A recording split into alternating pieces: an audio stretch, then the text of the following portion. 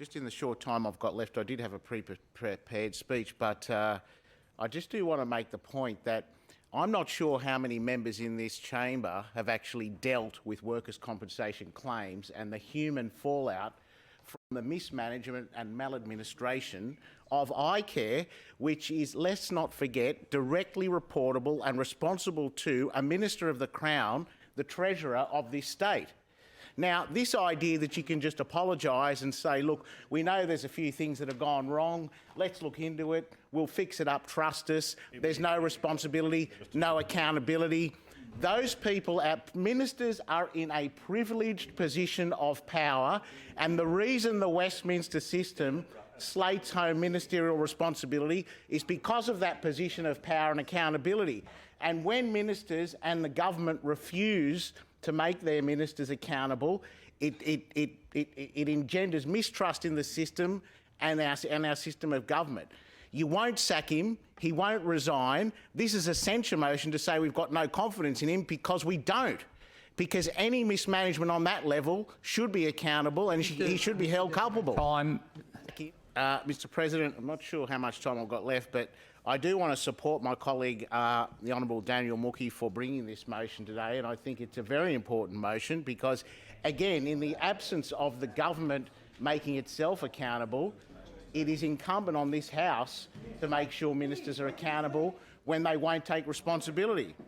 The complete and utter mismanagement of the New South Wales Workers' Compensation Scheme by the Treasurer and the Board of icare is unacceptable. Injured workers deserve better than this, and so do the people of New South Wales. The Treasurer finally acknowledged yesterday that the buck stops with him as the responsible minister. I echo the response of Labor's leader Jody Mackay that it is time for the Treasurer to go.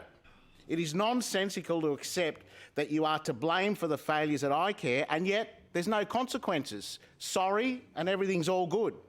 It is intolerable that the Treasurer has spent 5 weeks making blanket denials and then has expressed that after making mistakes in public life that you can accept them, apologise and move on.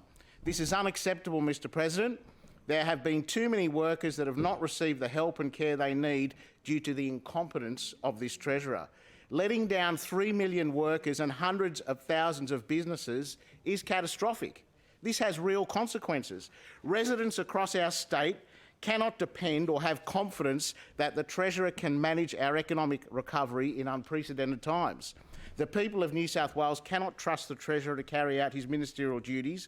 He must be sacked. Under the Honourable Dominic Perrottet's management, documents clearly demonstrate that icare underpaid 52,000 injured workers, up to $80 million, Mr President. These injured workers have been outrageously betrayed. The Honourable Dominic Perrottet established icare as the Minister for Finance, and when he became Treasurer, he retained the agency within the Treasury cluster.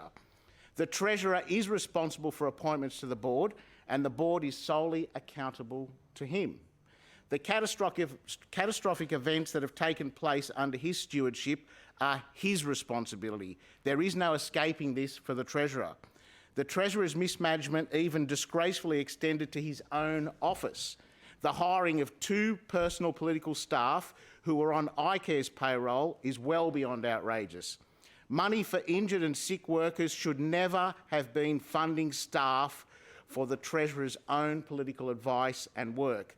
It is disgraceful that one of the political staffers who was being paid by icare was actively working to prohibit the release of the very documents that we sought regarding icare. Mr President, it's disgraceful that the Treasurer has a political staffer actually trying to conceal documents that were in the public interest to be disclosed and needed for injured workers. It is also shameful that the former US Republican operative, whilst he was being paid by icare, was part of a $50,000 government trade delegation to America. I won't regurgitate some of the litany of mismanagement that's already been canvassed in this debate, Mr President, except to say this. This is not something that has happened at the 11th hour. We've known about the mismanagement and maladministration of icare for years. When I was an organiser at the ETU, Mr President, I would see firsthand the fallout of this maladministration.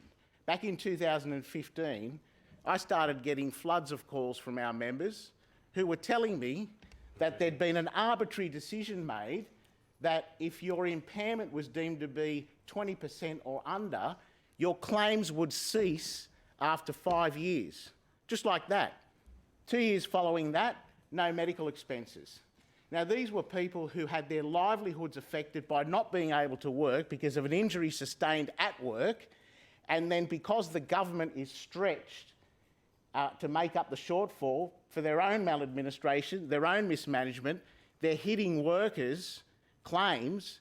It's bad enough that they can't sustain themselves and earn an income because they're injured, but then when they're supposed to be getting paid fair compensation by those pre-injury average earnings, the government says, well, sorry, we've stuffed this up, the scheme's struggling, we're financially mismanaging it, you're going to pay by not getting your claims. It's disgraceful.